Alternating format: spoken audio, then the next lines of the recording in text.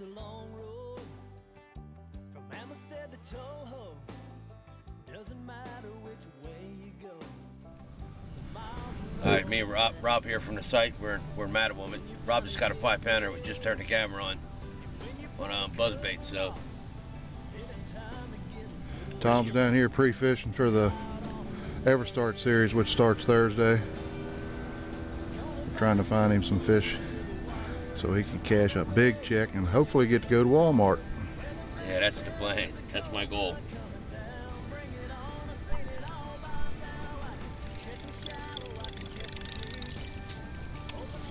A little quarter-ounce assassin is loud, isn't it? Yeah, it's loud. The clacker is what makes it good. Yeah, for a quarter-ounce, I always get the clacker put on it. Nice bait. You can design your color. You can pick whatever you want on it. The weight, the blade color, everything. Pretty much customize your bait. Spinner baits too. Yep. All right, we're gonna leave Woman Creek and head to Aquia.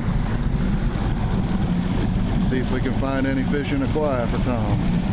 Fishing grass. Fishing grass. A little overcast today. Low cloud ceiling. We caught a few where we're leaving from now on a buzzbait. And now we're gonna head on out.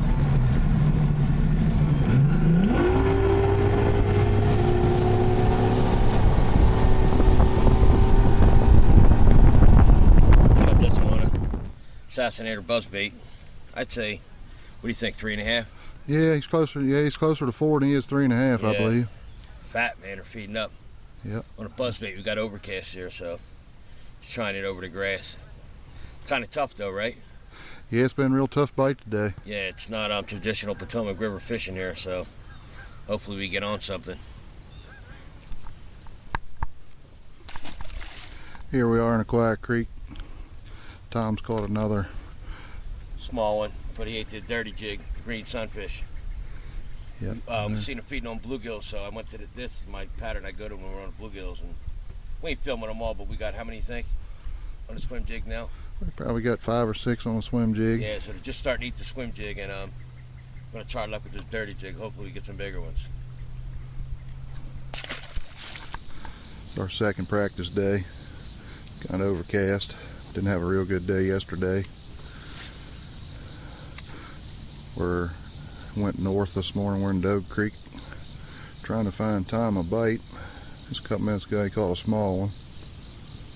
He's throwing a chatterbait right now, trying to find out if the fish are in here. Second decent fish. The first one was a small one. Flipping a dirty jig. What do you think, about 3 pounds? Yeah, he's close to 3 pounds. We're gonna hit some hard cover today. We're a little up north. We're gonna see what we can do. Hopefully get on some good ones today. Tom just boated another fish. The last segment was about 5 minutes ago. Smaller one. Yeah. On the dirty jig in the wood. I'm here with Rob Boris, member from the site. The guy I met in the Bassmaster Weekend Series. He's actually my partner. He took third in Lunker in that tournament. We're kind of in the same place we were, so we're trying to hard cover. We couldn't get him yesterday. Who knows? They might turn on in here.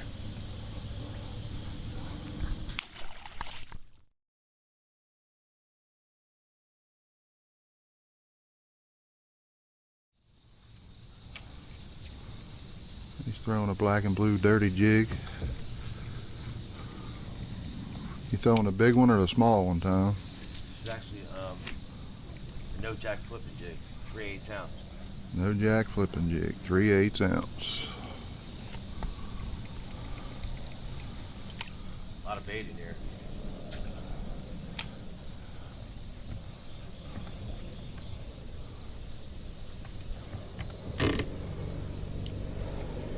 High tide, we're gonna go around the edge of these docks. Low tide, they pull in close. High tide, high tide, they pull in close. Low tide, they pull out to the end. High tide, I really don't waste my time.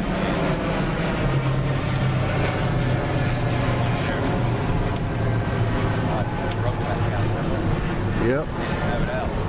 Yep, they're trying to block us from getting in. They put a rope across it. You can still get in there. You better believe it. Make the rope tight to that.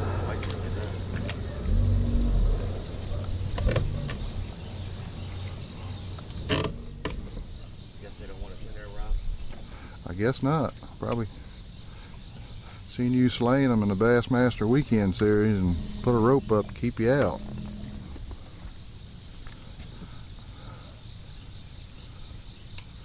They forgot to put a rope from the dock to the pole. They didn't realize we had a narrow boat and we can still get in there.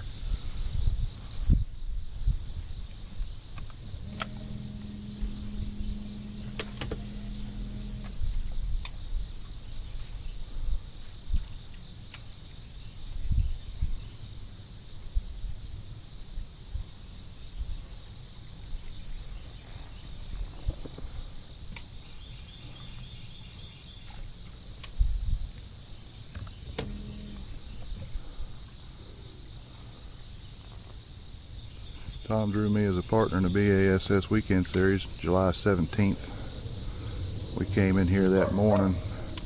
My first fish of the day came off of this dock as a co-angler. Right there off of that ladder was a 5.21 pound largemouth. I ended up with big fish for the tournament with that fish. Tom's hooked up on another one on the dirty jig. It's a decent fish. Nice fish, Tom. I'll take 5 of those. I'll take 5 of these to start. Hopefully we get a good boat number. We get, you know, get in here. Yeah. Good fish. 3. He's real close to 3. We got him. We've been in here all the 15 minutes. We got 2 3s and a smaller one. Yep. Good job.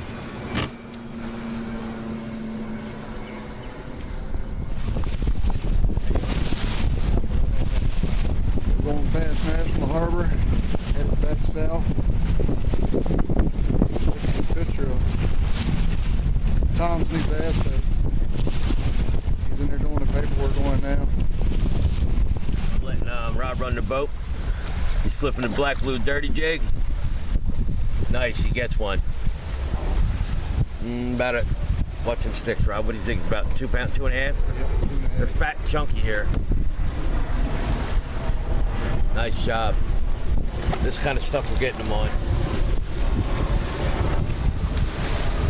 I got him here earlier. We came back to check it. I wanted to let Rob do some. Get some video. We're in a real fishy spot here. He's liable to get another one. That one in there, Rob. That one, the big one's always got it. I got him, that big one over there earlier, but the tide came out on it. Another decent fish on a no jack flipping jig. What do you think? He's 3.5. Yeah. Solid. He's not as fat as the other one's been, but he's long and healthy. Solid keeper. He's long. I'll take 5 of these. Yep. Start with, and hopefully a good kicker. Yep. He came from right there. That piling up there under the rope. That Rob's got a nice one, dude. This is the kind I want in the tournament. This is the kicker we're looking for right here. Hold his head up, Rob. That's a 6 or 7 pounder right there, dude. Scored on another fish. That's a green sunfish, dirty jig, squib jig. Small one, nothing to brag about. To go with the big ones we're catching now, get a limit. Yeah, he's 2 pounds, a little over 2 pounds. I'll be happy with that. Yeah, good fish.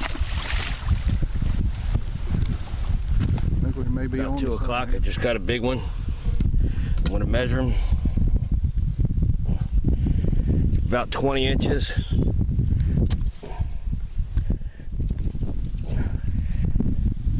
I'd say he's all a 6, maybe 7. I put my reel next to his head, maybe give you an idea of his size. About 21 inches, but he's really stout. I'm guessing 7.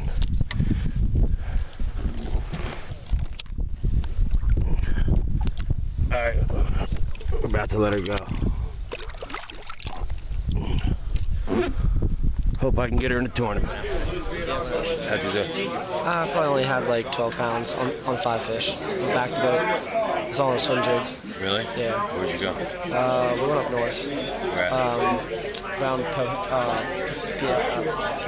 wherever you Piscataway. In Piscataway? Or Broad? No Piscataway. Where at? Is grass back there? It's like, yeah, kind of that bay right across from the college. Hi, Steve Von Brand here for the Bass College. I'm down here at the Potomac FLW Everstart Series with Jonathan Miller, our pro staff.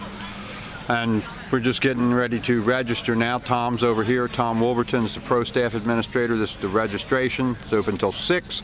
6:30 is the meeting, and then we're going out for the first day in the morning. So how's your practices been going down here at the Potomac all week long? It's been going, it's been hit or miss.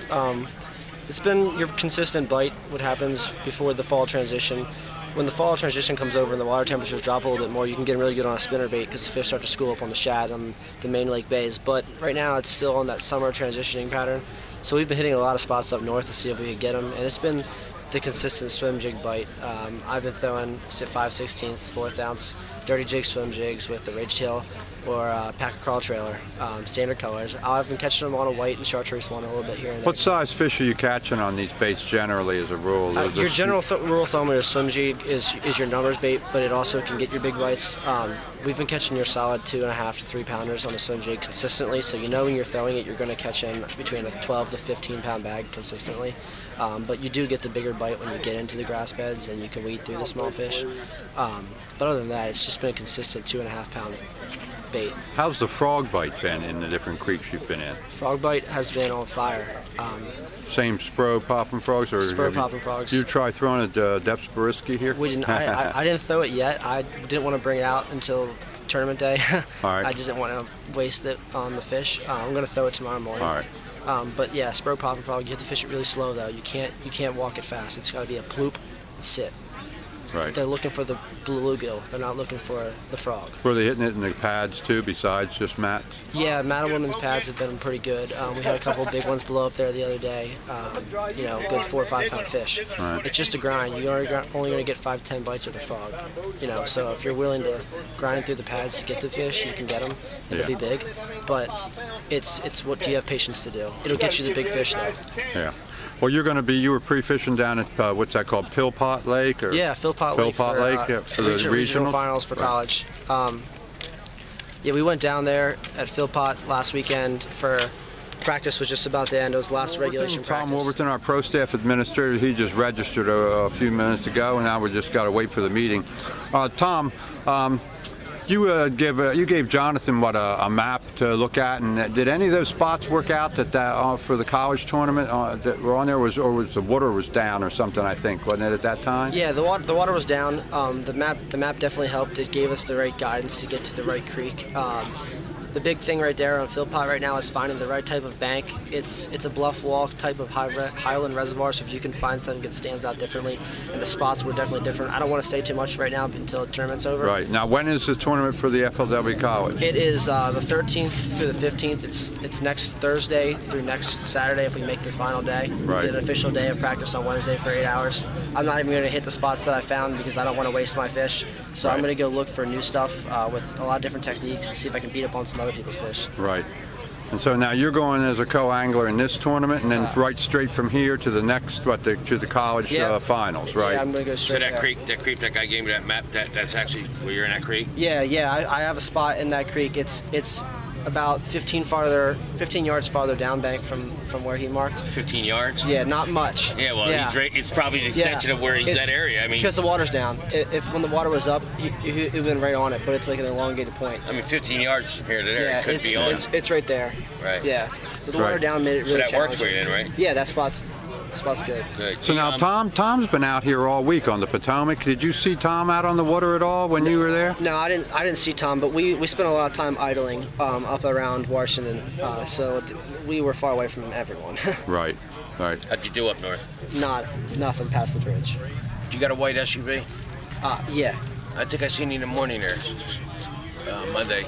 You were parked over there? Yeah, I was parked over there, yeah. Okay, so Tom, what's practice been like these days with all this rain coming in and out and thunderstorms and lightning?